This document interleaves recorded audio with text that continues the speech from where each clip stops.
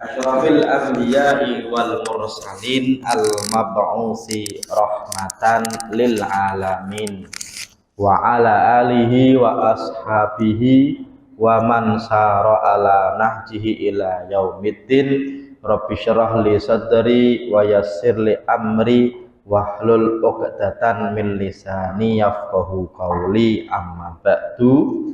Bapak-bapak, ibu-ibu, jamaah sholat maghrib Masjid Al-Hidayah yang insya Allah yang hadir, saya doakan semoga selalu sehat walafiat.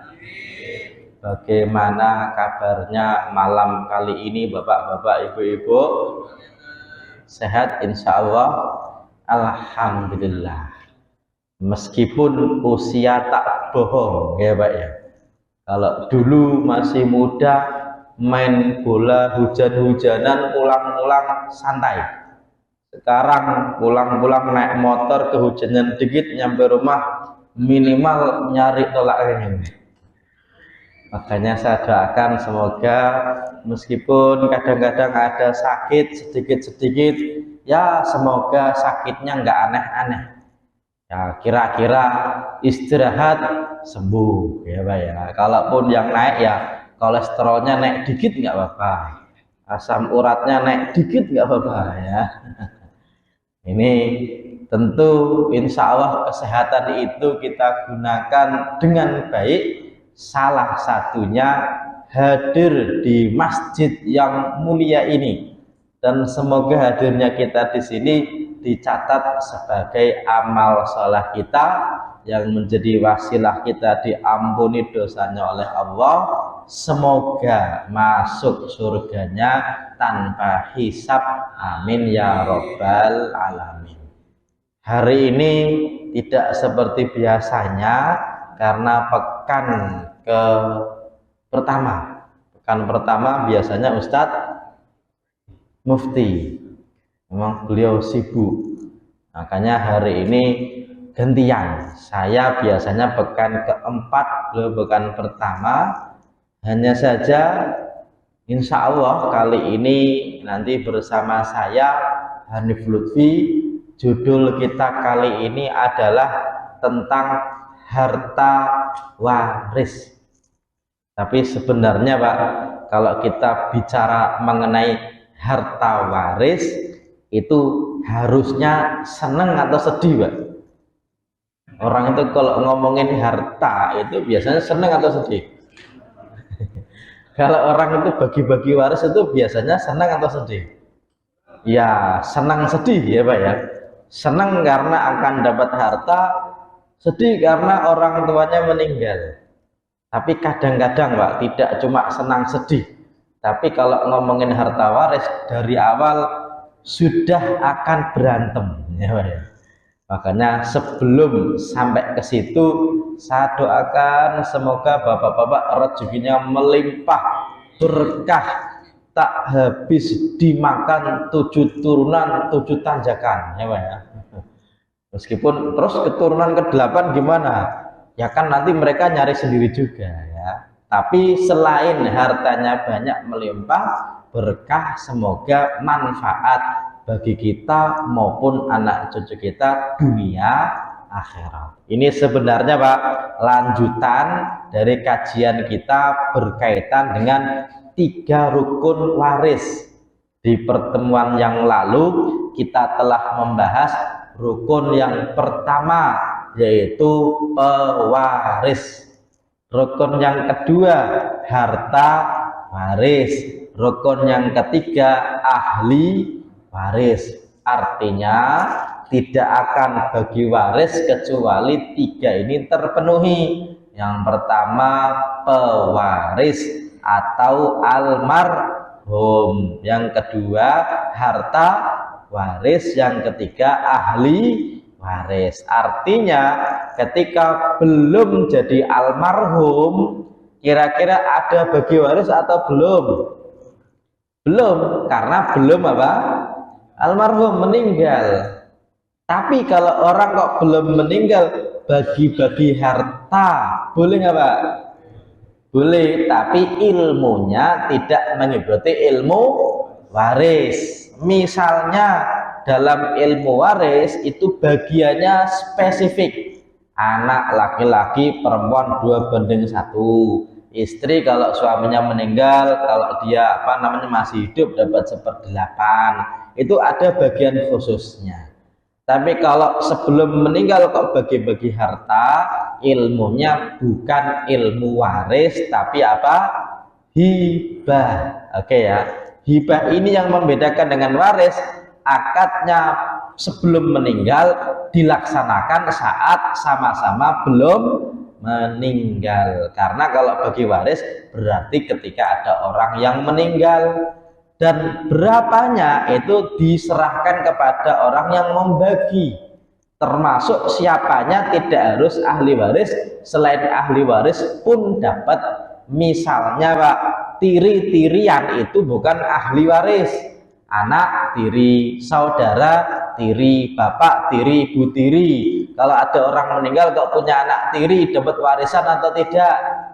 Tidak dari almarhum, kan gitu ya. Tapi kalau hibah boleh nggak diberi Pak? Boleh. Mantanan Pak, itu tidak ada yang disebut ahli waris. Mantan suami tidak dapat warisan, mantan istri dapat warisan nggak Pak? Enggak. Ketika dia meninggal kok sudah tidak berstatus sebagai istri, maka namanya mantan ya. Tapi ketika orang masih hidup kok mantan istrinya dikasih uang, boleh nggak Pak? Boleh ya, dikasih harta boleh, asalkan tidak jadi istrinya orang lain. Kalau sudah jadi istrinya orang lain ya Bapak nggak usah ganggu ya Pak ya. Ini namanya mantan ya. Ini kalau hibah boleh, kalau waris tidak termasuk ahli waris. Termasuk angkat-angkatan, anak angkat, kemudian ibu angkat, bapak angkat, saudara angkat. Tapi ada istri angkat nggak Pak? Nggak ada ya Pak. Oke. Adanya istri sah atau siri, oke ya. Tapi kalau anak angkat bukan termasuk calon ahli waris. Kalau orang kok sebelum meninggal punya anak angkat kok diberi hibah sama bapak angkatnya, boleh. Tapi kalau sudah meninggal tidak dapat waris. Oke, kita sudah bahas di pertemuan yang lalu tentang orang yang meninggal namanya pewaris, kita sebut dengan almarhum. Meskipun yang pas bukan almarhum tapi almarhum pakai hak dari rahimahullah. Atau kalau kita sholat jenazah kan Allahumma gfir lahu warhamhu. Kadang-kadang disebut al-maghfur lahu, kadang-kadang disebut almarhum. Tapi Pak, lebih pasnya disebut almarhum. Artinya semoga dirahmati. Ini almarhum. Meskipun Pak, kalau kita ganti namanya itu nggak pas. Misalnya begini, saya ngaji begini Pak ya, bapak-bapak yang hadir semoga dirahmati Allah. Itu kira-kira Bapak amin nggak Pak? Amin ya Pak ya. Tapi kalau saya ganti, bapak-bapak yang ngaji semoga almarhum, kira-kira Bapak amin nggak Pak? Semoga almarhum itu artinya apa Pak? Semoga meninggal.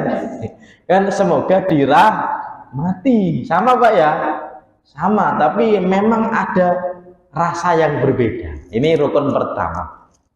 Rukun yang kedua, setelah ada orang meninggal, baik suami, baik istri, baik bapak maupun ibu, kita sebut sebagai almarhum atau almarhumah. Ingat Pak ya, disebut pewaris itu tidak selalu bapak ke anak. Kalau istri meninggal, suaminya masih hidup, berarti suami yang masih hidup pewaris atau ahli waris? Ahli waris.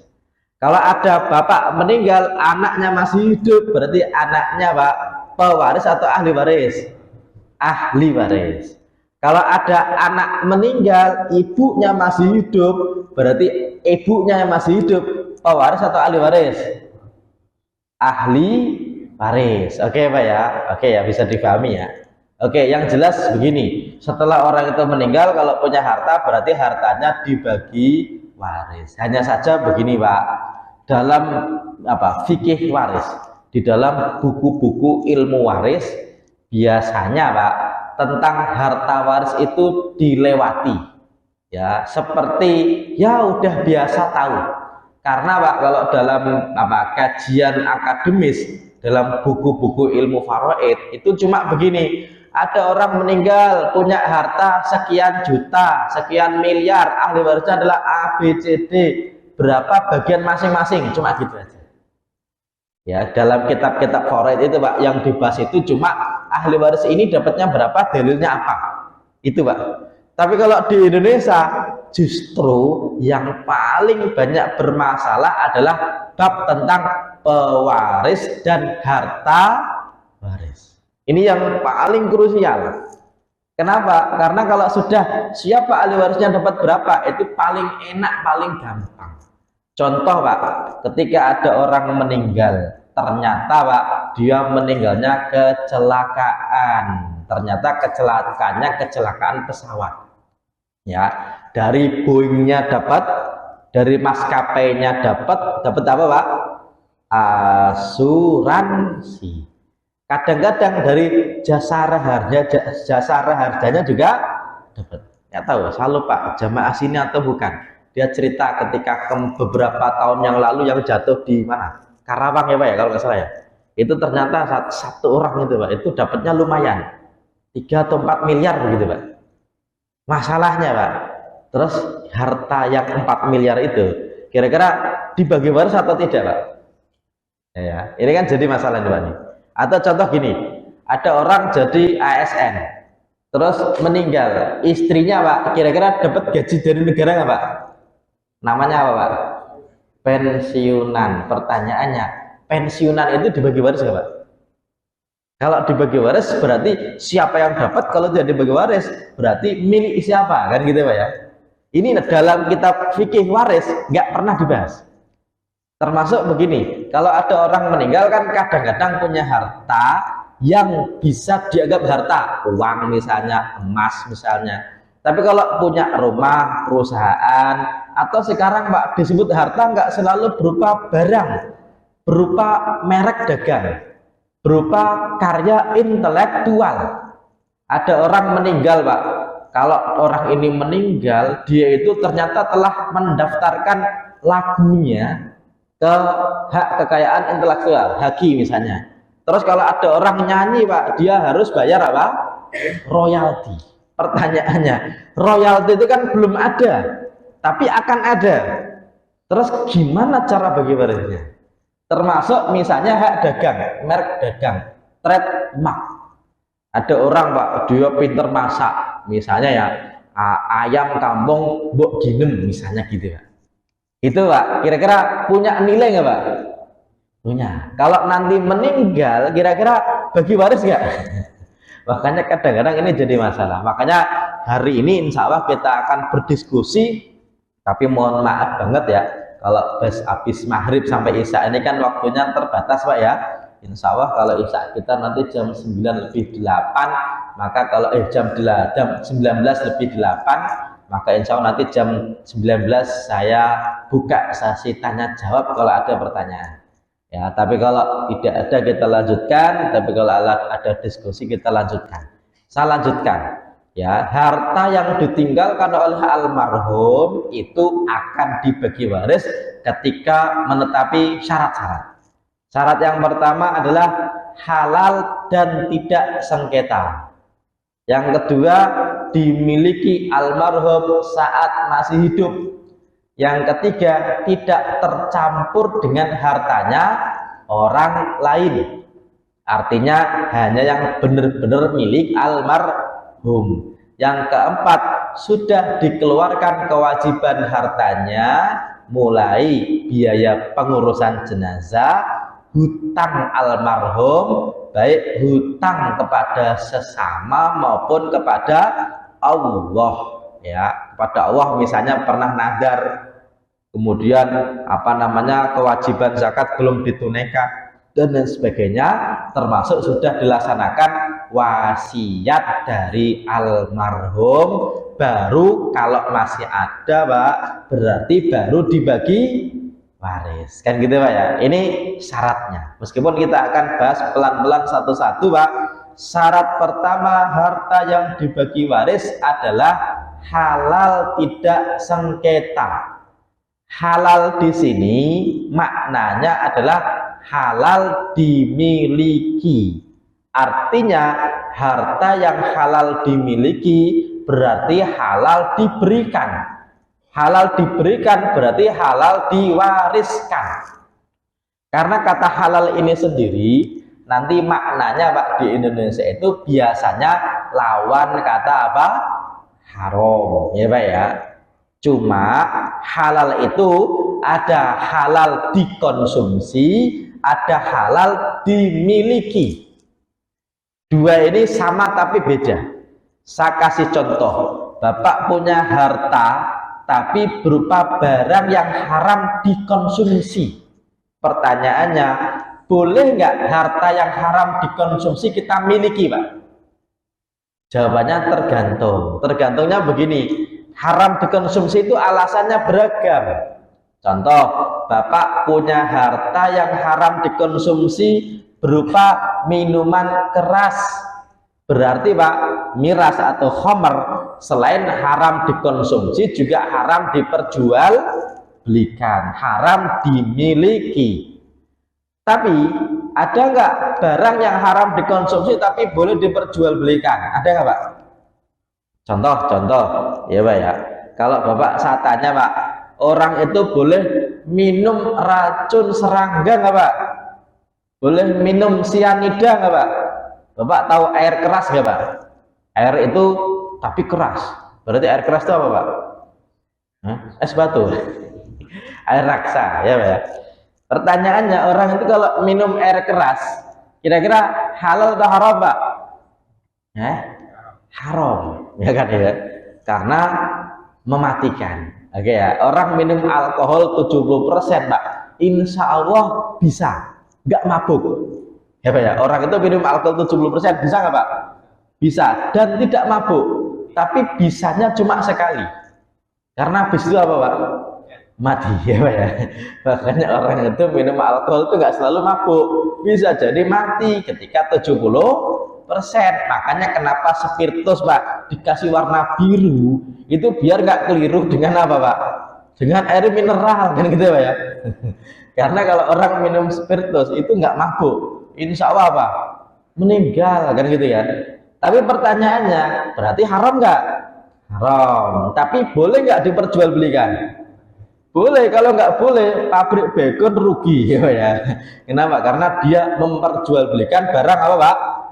Haram. Kira-kira bacon itu, saya sebut mereknya ya. Kira-kira di labelnya itu ada halalnya nggak Pak? Halal MUI gitu, kira-kira ada nggak Pak? Kalau ada emang dimakan kan gitu ya Pak? Orang bertanya-tanya kan. Sebenarnya kalau Bapak perhatikan, itu beberapa makanan kucing pun ada label halalnya loh Pak. Pertanyaannya, emang mau dimakan manusia? Kucing itu harus makan halal atau boleh makan haram sih Pak? Ya tergantung kucing apa ya. Kan kucing bukan manusia. Tapi gini, saya pengen mengatakan bahwasanya halalnya barang yang diwariskan itu bukan halal dikonsumsi, tapi halal dimiliki. Kenapa? Karena ada halal tapi tidak dikonsumsi tapi dimiliki. Ada yang halal dikonsumsi tapi tidak halal dimiliki. Contoh Pak, benda barang yang sudah diwakafkan itu boleh dimiliki nggak Pak? Nggak boleh. Kenapa? Karena sudah diwakafkan. Berarti kalau tidak boleh dimiliki, boleh nggak diwariskan? Tidak. Makanya kalau ada masjid kok diwakafkan, pertanyaannya, kalau yang mewakafkan meninggal, kira-kira anaknya Pak itu mewarisi dari masjid tadi nggak Pak? Tidak. Tapi Pak di Indonesia kalau ada kiai pesantren, pesantrennya dapat wakaf dari masyarakat, setelah kiainya meninggal, kira-kira yang mewarisi siapa Pak? Anaknya. Kira-kira kalau ada orang lain kok, wah ini kan milik umat, kira-kira anaknya protes nggak Pak? Protes. Padahal harusnya dia lebih tahu kalau namanya nadir itu tidak diwariskan, dan itu ada undang-undangnya.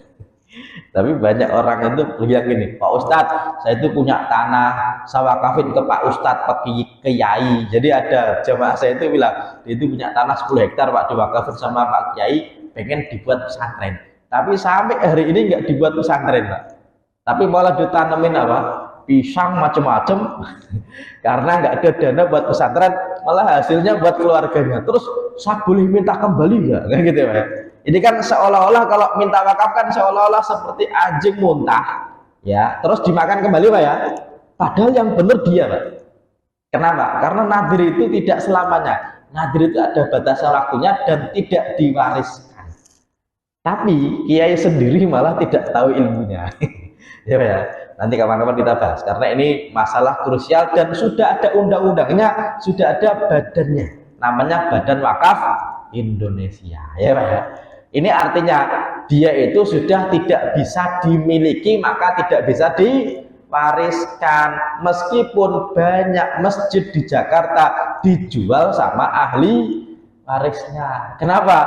Karena ternyata diikrarkan saja dengan lesan, tapi surat-suratnya masih atas nama almarhum.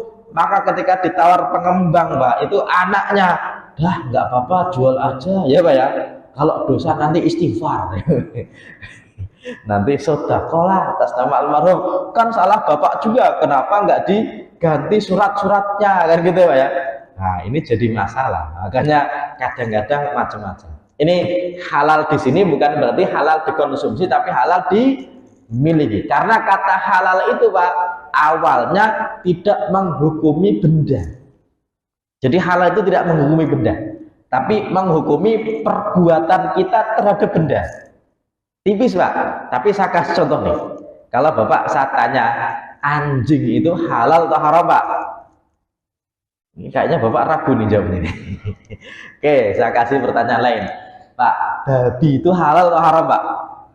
Kalau ada yang bilang halal, itu dipertanyakan ya. Sebenarnya Pak, pertanyaannya ini nggak selesai. Kenapa? Kalau saya bilang anjing itu haram, itu sebenarnya haram dikonsumsi. Tapi kalau Bapak nih pulang dari jamaah sholat isya, mampir ke tetangganya non muslim, ngobrol panjang lebar, ternyata dia punya anjing, lucu Pak. Terus Bapak lus-lus, Bapak pegang-pegang, Bapak gendong, anjingnya lucu banget ya Pak ya. Pertanyaannya, boleh nggak seorang muslim gendong anjing, boleh nggak Pak? Hah? Ya boleh nggak Pak? Gendong boleh nggak Pak? Hah? Pernah ya Pak? Boleh nggak Pak? Oke, berarti ulama Masjid Al Hidayah berbeda pendapat, ya Pak ya. Ada yang bilang boleh, ada yang bilang nggak boleh. Jawabannya begini Kak, gendong anjing dalam madhab Syafi'i najis mughallaz. Dalam madhab apa? Syafi'i. Oke Pak ya. Tapi pertanyaannya gini, nyentuh najis mughallaz boleh atau nggak boleh Pak? Ada orang ke mall nih Pak nih, ngeliatin daging babi, dipegang-pegang, oh kayak gini toh daging babi, gitu Pak ya. Boleh nggak orang megang daging babi, boleh nggak Pak? Hah? Nggak boleh. Orang nyentuh anjing, boleh nggak Pak? Jawabannya najis, tapi tidak haram. Karena menyentuh najis itu tidak apa? Haram, ya Pak ya. Nyentuh najis haram nggak Pak? Tidak, tapi najis. Ya Pak ya, bisa dipahami nggak Pak? Bisa ya Pak ya. Jadi babi najis, anjing najis, dan yang najis haram dikonsumsi. Berarti Pak, haramnya anjing itu pertama dikonsumsi, yang kedua dipelihara bagi yang tidak punya kepentingan. Oke Pak ya. Karena nanti ada hadis lain yang menyebutkan pahalanya dikurangi 1 qiraat. Tapi kalau menyentuh, ngelus-ngelus, boleh nggak Pak? Bu, tidak dilarang. Bahkan dalam madhab Hanafi, anjing itu najisnya liurnya, kalau badannya kok kering Pak, tidak najis. Makanya Bapak melihat Erdogan, Presiden Recep Tayyip Erdogan itu Pak, itu orang-orang apa? Turki, itu madhabnya apa? Hanafi. Itu mereka ngelus-ngelus anjing itu biasa, Pak. Apalagi madhab Maliki. Madhab Maliki malah tidak najis, tapi kalau dijilat itu disucikan atau dibasuh berapa? 7 kali. Ya, ini ikhtilaf para ulama. Tapi dalam madhab Syafi'i, karena anjing itu liurnya najis mughalladhah, badannya juga apa? Najis mughalladhah. Termasuk babi itu haram dikonsumsi dan najis. Tapi ulama beda pendapat terkait najisnya babi itu disamakan dengan anjing atau disamakan dengan pipis. Kenapa, Pak? Karena ternyata tidak ada dalil dalam Al-Quran maupun hadis menyebutkan babi itu najis mughalladhah. Tapi dalam madhab Syafi'i dalilnya apa? Dalilnya adalah kias, analogi, disamakan, yaitu anjing di Quran tidak selalu jelek, kadang-kadang cerita tentang baik. Buktinya apa? Ashabul Kahfi punya apa? Anjing, tapi najisnya mughalladhah. Giliran babi, Pak, di Quran tak pernah diceritakan baik. Maka ketika anjing aja mughalladhah, ya udah berarti babi juga disamakan dengan apa? Anjing. Itu dalilnya dalam madhab Syafi'i. Tapi selain madhab Syafi'i, babi itu najis tapi bukan mughalladhah. Ya, makanya nanti Pak ikhtilaf ini Bapak bisa ketahui, bisa rasakan. Contohnya gini. Contohnya, Bapak jalan-jalan mampir ke temannya non muslim, dikasih makan. Makannya mie ayam, Pak. Mie ayamnya beli di warung. Mie ayamnya halal nggak, Pak? Halal. Tapi pertanyaannya, piringnya yang dipakai untuk apa? Mie ayam tadi, mangkoknya untuk mie ayam tadi, Bapak pernah nanya nggak, Pak? Tadi buat makan babi nggak, Pak? Apa ya? Pernah nanya nggak, Pak? Enggak ya, Pak ya? Oke. Kalaupun habis buat makan babi, kira-kira, Pak, dia itu dicuci 7 kali nggak, Pak? Hah? Kira-kira Bapak kalau dikasih makan berani makan nggak, Pak? Ya, contoh yang paling gampang begini, dia punya babi atau dia habis makan babi, terus salaman dengan kita. Kira-kira Bapak mau salaman nggak, Pak? Oh, mohon maaf ya, kenapa? Kamu kan belum cuci tangan 7 kali gitu nggak, Pak? Enggak, Pak ya. Di hotel misalnya bintang 5. Di sini ada babi guling ya, di sini ada sapi misalnya. Pertanyaannya, kualinya kira-kira kalau habis masak babi kan dicuci tuh, Pak tuh. Tapi cucinya itu 7 kali atau sekali, Pak, kira-kira? Sekali ya. Tapi Bapak makan nggak, Pak? Wah, kalau nggak makan gimana? Tapi kan yang kita makan nggak babi, Pak Ustadz. Iya, makanya ikhtilafnya di situ. Dan dulu, Pak, sahabat Nabi itu lapor kepada Nabi, inna bi'ardi qaumin ahli kitab. Kita itu berada di kaum ahli kitab yang mana mereka minumnya khamar, makannya babi. Ketika sahabat Nabi hijrah ke Habasyah, Habasyah itu kan masih Kristen, Pak, itu makannya itu babi, minumnya khamar.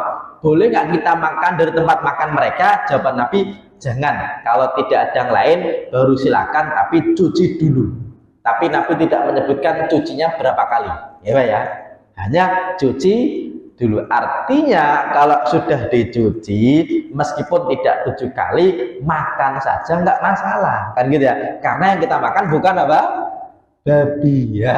Oke, meskipun hati-hati juga, kadang-kadang tidak ada babinya tapi dikasih minyak babi. Oke, Pak ya. Oke, ini halal ini maksudnya kalau dalam ilmu waris itu halal dimiliki, berarti benda yang halal dimiliki boleh diperjualbelikan, boleh diwariskan. Contoh lagi, Pak, inventaris masjid, inventaris negara, kira-kira boleh dimiliki nggak, Pak? Tergantung perjanjian, ya Pak ya. Kalau ternyata setelah sekian tahun nanti jadi hak milik, berarti diwariskan. Tapi kalau cuma menempati saja, meskipun sudah 50 tahun, kalau diusir oleh apa pemerintah berikutnya, boleh nggak, Pak? Dan ini yang jadi masalah, Pak ya. Veteran apa namanya, mantan apa, perumahan apa diusir karena kalau udah menempati lemah. Tapi kan itu bukan hak milik, maka sesuatu yang tidak halal dimiliki berarti tidak halal diwariskan. Ini yang pertama. Yang kedua, dimiliki saat masih hidup.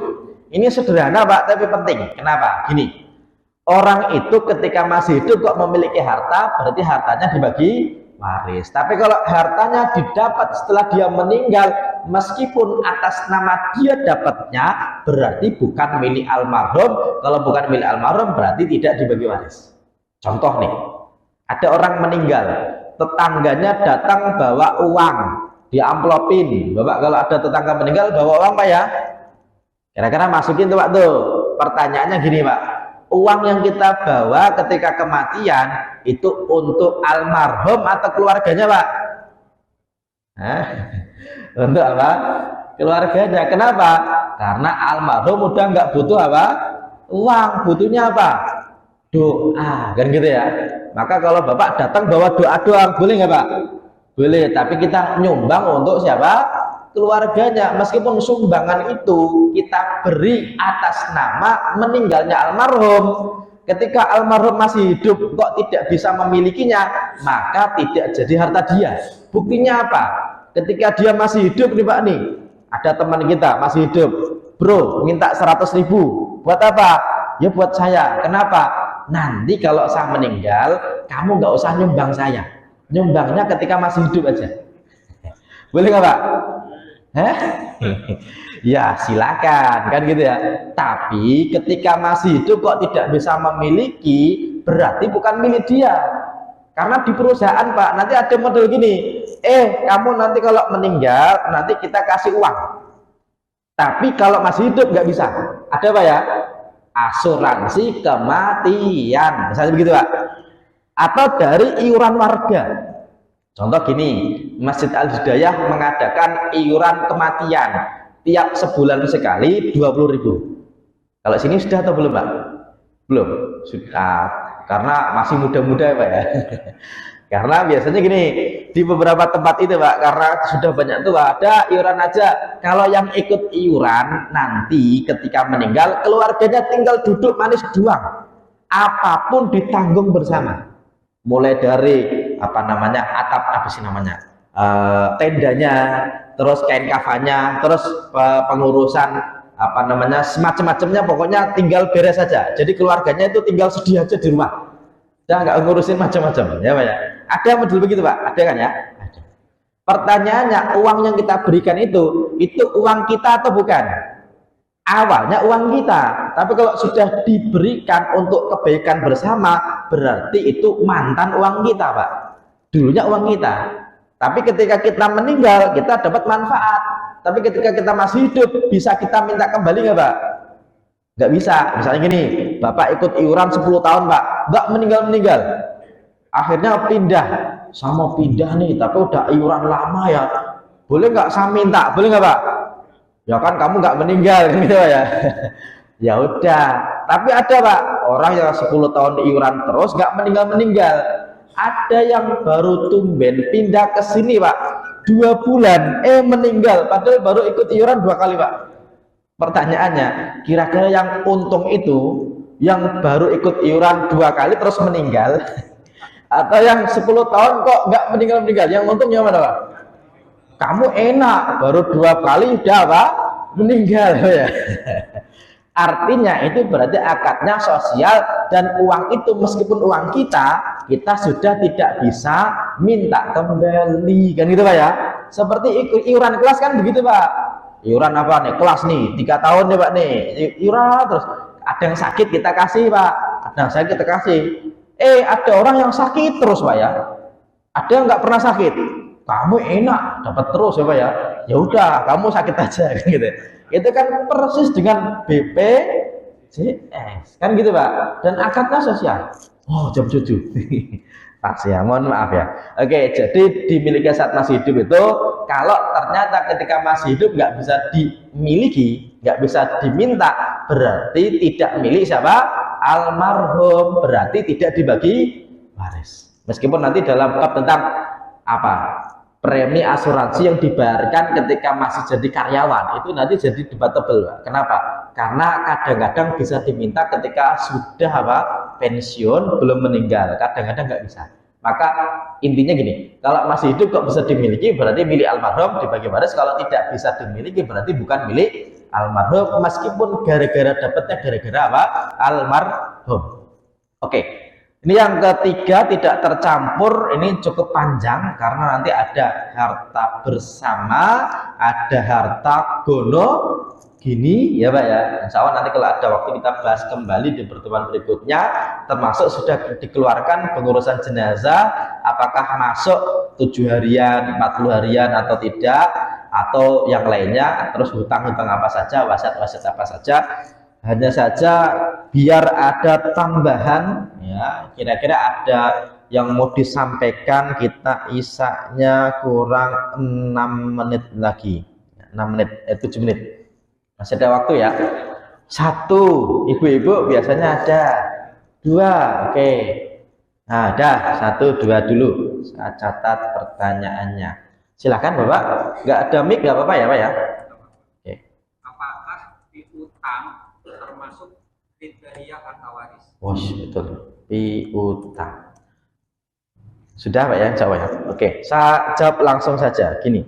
Selama itu bentuk dari harta, maka termasuk dibagi waris, dan piutang itu masuknya harta meskipun belum ada, hanya saja pembagian warisnya tidak segera karena belum ada barangnya. Maka biasanya yang dibahas oleh para ulama itu hutang, jarang dibahas piutang ya. Kalau orang meninggal punya utang, utangnya kan nanti dibayarkan sebelum dibagi waris dari harta almarhum. Tapi kalau almarhum kok punya piutang, maka selama tidak dihalalkan almarhum menjadi harta dia. Oke ya. Kalau ternyata almarhum sudah menghalalkannya, berarti almarhum dapat pahala tapi anaknya tidak dapat warisan. Tapi kalau almarhum nggak pernah bilang apapun, bahkan bilang gini, oh iya uang saya dulu itu 50 juta dipinjam sama si fulan, tapi sampai hari ini nggak nggak kembali ya. Mau halal keliru, mau ikhlas mau tidak ikhlas Pak, berarti piutang tadi wajib dibayar nggak Pak? Wajib. Mau meninggal mau tidak meninggal berarti wajib dibayar. Kalau ternyata nanti sudah meninggal berarti harta piutang tadi tetap dibagi waris. Tapi kalau tidak kembali juga dan ahli warisnya juga tidak dapat juga, maka dibayarnya nanti di akhirat, yaitu dengan mengurangi pahala dari orang yang punya hutang diberikan kepada orang yang punya piutang. Artinya gini, orang itu meninggal punya piutang Pak, kok tidak dihalalkan, tidak diikhlaskan, pertanyaannya jadi pahala nggak Pak? Tetap jadi pahala, karena yang tidak ikhlas, yang tidak berpahala itu bukan utang tapi sodako ya Pak ya. Contoh gini, teman kita punya utang 10 juta, kita tagih malah lebih galak misalnya gitu ya, karena dulu Pak ketika dia utang dia melas-melas, giliran bayar males-males ya Pak ya. Nah, kadang-kadang jadi masalah. Maka yang penting Bapak catat, kalau bisa Pak restrukturisasi. Kenapa? Karena nilai tukar kita itu mengalami kemerosotan nilai. Tahun ini 10 juta Pak, 10 tahun berikutnya 10 juta itu tidak senilai 10 juta 10 tahun yang lalu. Maka kalau mau, dah gini aja, kita restrukturisasi utang. Makanya utang itu kenapa harus ada ajalun musamma, waktu kapan dibayarkan, biar nanti kalau jatuh tempo Pak, itu bisa direstrukturisasi. Terus hutangnya apakah dikonversi jadi emas atau bagaimana nanti dibicarakan. Sayangnya kalau kita ada orang utang itu Pak, tidak pernah nanya kapan kembali dan tidak dicatat, padahal itu perintah dari Al-Quran.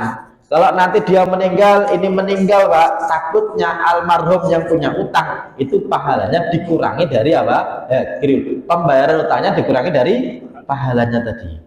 Artinya ketika kita nggak menghalalkan, kita nggak mengikhlaskan, tetap kita dapat pahala, cuma pahalanya dari almarhum yang punya hutang. Tapi kalau kita ikhlaskan, kita halalkan, kita dapat pahalanya dari Allah, dia tidak dikurangi pahalanya besok di yaumul qiyamah. Artinya dia tetap jadi harta waris meskipun tidak segera dibagi waris. Semoga bisa diterima jawabannya ya. Satu lagi silahkan.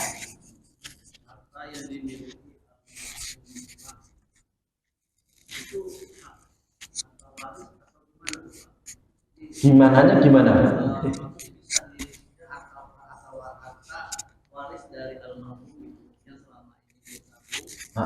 Berarti almarhumah ya, istri ya. Oke, dia nabung tuh. Oke. Itu haknya siapa itu? Kan kita udah kasih. Udah kasih. Kita itu sebagai suami atau Suami, anak? suami. Oh, berarti kita punya istri. Kita istri. Dia nabung, meninggal. Padahal uang dia kita kasih. Iya. Terus ketika dia meninggal, harta itu bagaimana? Iya, begitu. Boleh nggak digunakan apa ya, gunakan apa biar nggak salah gitu kan, kita udah kasih nih.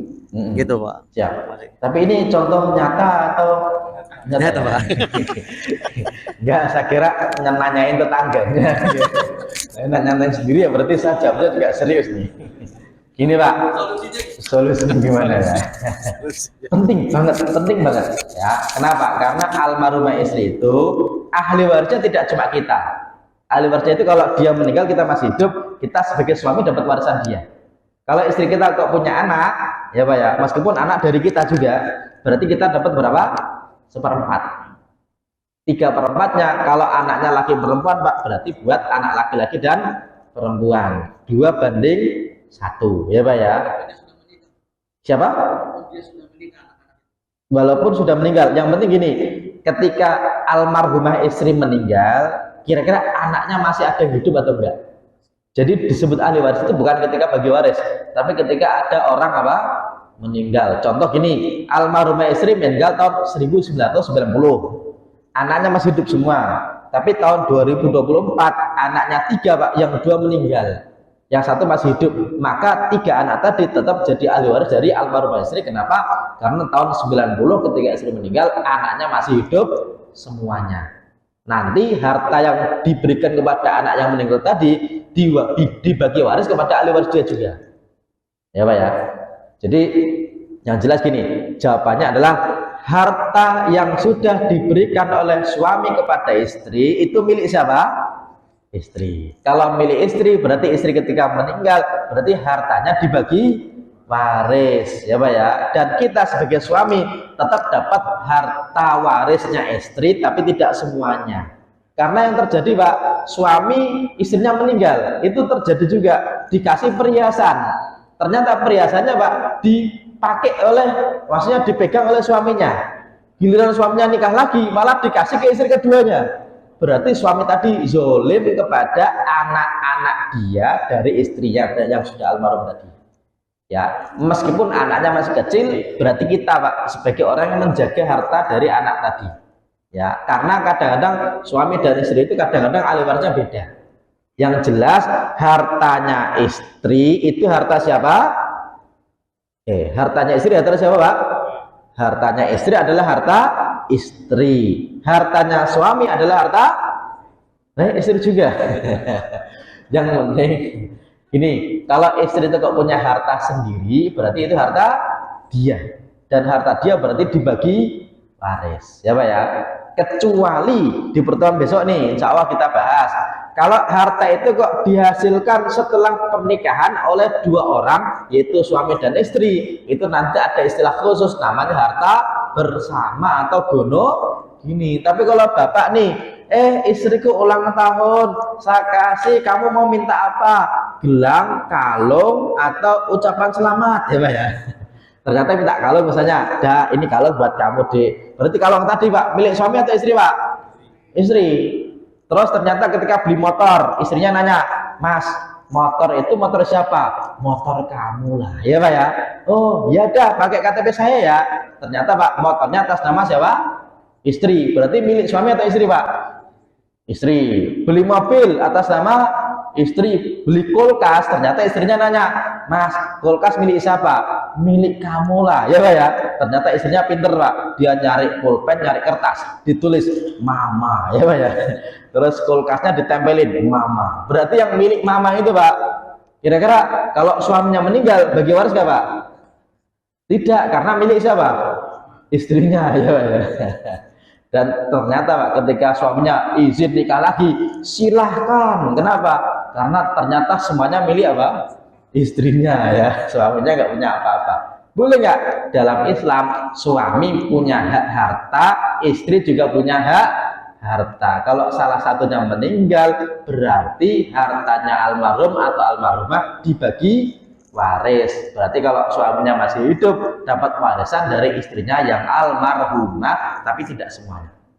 Ya, termasuk anaknya tadi dapat selama dia masih hidup saat istri apa? Meninggal. Oke. Perempuan dan laki-laki 2/1, Pak. Ya, 2/1 itu misalnya gini, hartanya misalnya 4 miliar, ya.